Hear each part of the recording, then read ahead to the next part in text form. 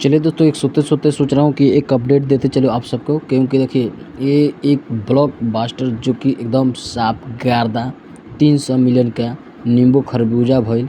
ये जो गाना था काफ़ी लाजवाब जो कि गाना है और सुनने में बहुत मज़ा आता है।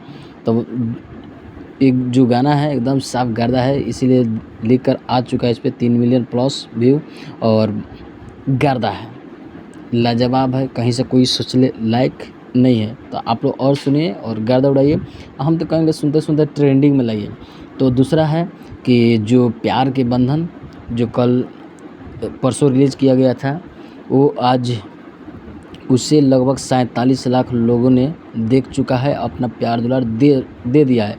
लेकिन ये कल का अपडेट है, यानी 3 मिलियन हो चुका है, उसका अपडेट दिया था, लेकिन अभी तक 47 लाख जा चुका है।